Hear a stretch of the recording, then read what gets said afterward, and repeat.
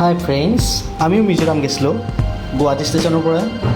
তাৰ পৰা আমি ডাইৰেক্ট মিজোৰাম চাইলেণ্ট ষ্টেচনলৈ বুলি যাত্ৰা আৰম্ভ কৰিছিলোঁ। ৰাতিপুৱা শুই উঠি যিটো দৃশ্য দেখিলোঁ, ৱাও, চব গ্ৰীণি গ্ৰীণি পূৰা একদম কিবা এটা বেলেগ ভাইব আহি গৈছে। একদম বৰষুণ দি আছিল অলপ অলপ, আৰু পাহাৰটো এনেকুৱা ওপৰ ফালে জানো আমি ওপৰ ফালে যাই আছোঁ, আৰু এনেকুৱা ফিল এটা আহি আছে। সঁচাকৈ ফাৰ্ষ্ট টাইম ট্ৰেইনত পাহাৰৰ মাজেদি এনেকুৱা অভিজ্ঞতা।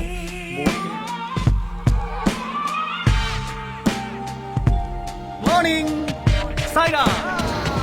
চাইৰাম পায়ে একদম হাল্লা আৰম্ভ হৈ গ'ল আৰু চবৰে। তাৰ পৰা কেবত উঠিলোঁ পূৰা আমাৰ আইজল চিটিলৈ। মোৰ অলপ মোশ্যন ছিকনেছৰ প্ৰব্লেম আছে, তো মই ফ্ৰণ্টৰ চিটে লৈছোঁ। আৰু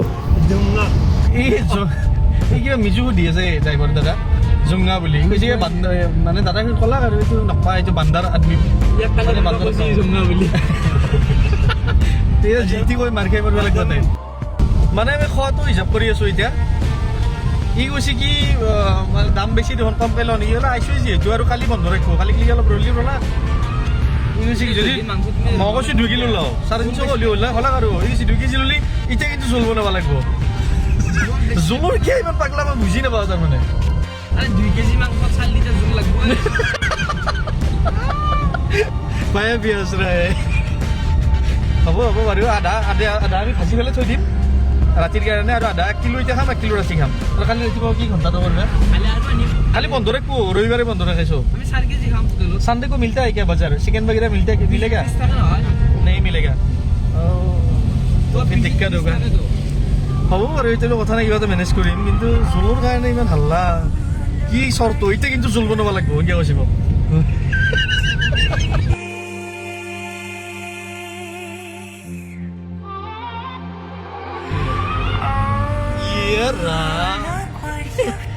খেলা দিছি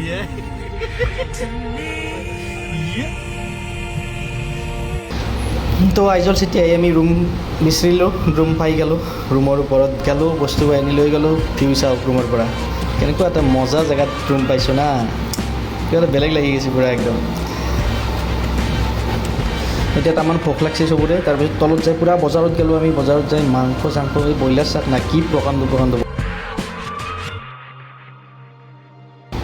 তাৰে ল'লোঁ দিনে ৰাতি খোৱাকৈ। মানে কথা হৈছে কি, আমি এখন বজাৰত আজি কৰিব লাগিব, কালি বন্ধ থাকে চব। সেইকাৰণে এতিয়া বাজাৰটো কৰা। এতিয়া আমাৰ বহুত পইচা গ'ল। এখানি ল'লোঁ মাছ মাংসৰ যোগাৰ। চব্জিতে 120 টকা, চব্জিখিনিত 120, মাংস আঢ়ৈ কিলো, কি 1.5 কিলোত 500। 1.5 কেজি চিকেন 500 টকা। বঢ়িয়া চালোঁ। ভেজিটেবলছ অলপ কিবা লওঁ। ঐ মাছ লৈছি বাৰু, মাছ 100 টকা লৈছি, মাছ খাই। তো আমি হোমষ্টে আহি পালোঁ। হোমষ্টেটোৰ পৰা যদি আমি ভিউটো চাওঁ,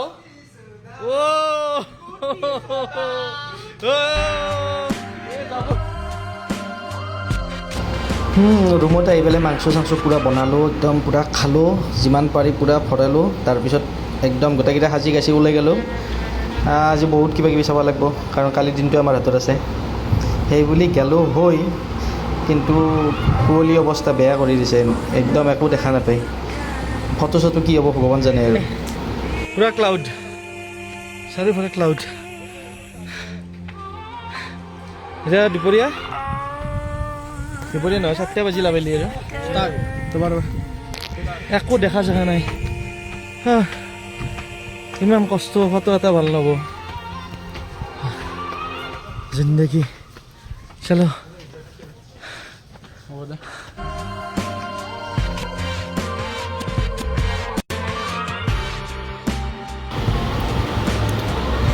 এয়া কেভি পেৰাডাইজত আমি ফটো উঠিলোঁ যদিও চব একদম ডাৱৰৰ মাজত, আৰু ক্লিয়াৰ একো নাই।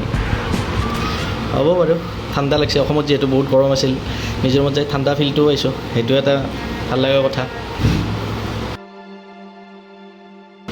তাৰপিছত আমি 14 বিনছ কেফেত গ'লোঁ। তাতে অলপ ফটো চটো উঠালোঁ, তাতে ভাল আৰু ক্লিয়াৰ আছিল ভিজুৱেলটো, তাতে ভাল লাগিল।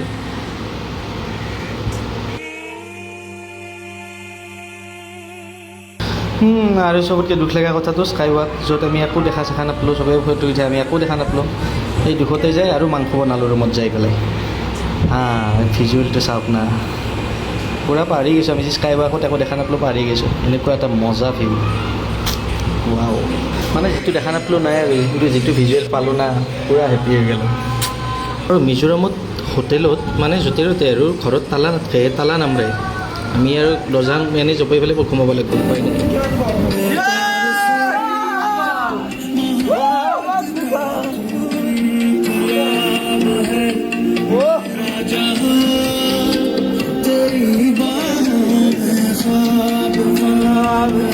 পিছদিনা ৰাতিপুৱাই ওলালোঁ একদম মানে সাজি গৈছে একদম আৰু সেইদিনা যিহেতু আমি ৰিটাৰ্ণো হ'ম গোটেই দিনটো চাব লাগিব তো আমি হেঙিং ব্ৰিজত ফাৰ্ষ্ট গ'লোঁ এই একদম যাই একদম উৎপাত আৰম্ভ হৈ গৈছে গোটেইকেইটাৰ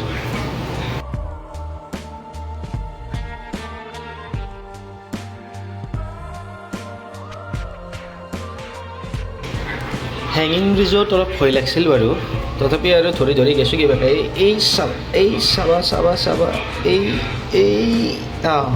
কিবাকৈ পাৰ হৈ গৈছোঁ মানুহখিনি পাৰ হৈ পেলাই এতিয়া মেইন আৰু ডাঙৰ ব্ৰিজখন পালোঁ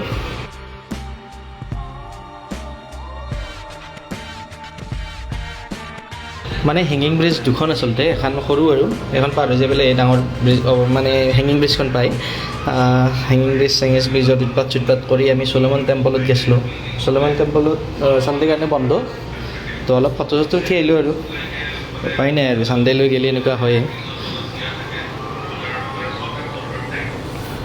তাৰপিছত আমি চিধাই আৰু টেক্সি লৈ পেলাই আহিলোঁ চাইৰেং ষ্টেচনৰ পৰা গুৱাহাটী সেই একদম টানেলৰ মাজে মাজে যাতেতো টানেলবিলাক ৰাতি পাৰ হৈ গৈছোঁ আহোঁতে পূৰা মানে গধূলি সময়ত আহোঁতো তো টানেলখিনি চাব পাৰোঁ আৰু সেই মুঠতে চালোঁ দিয়ক আৰু আইজল মিজোৰাম ফুৰি আহিলোঁ আৰু নাই কি দিয়ক আৰু লগ পাম আৰু নেক্সট ভিডিঅ'ত বাই বাই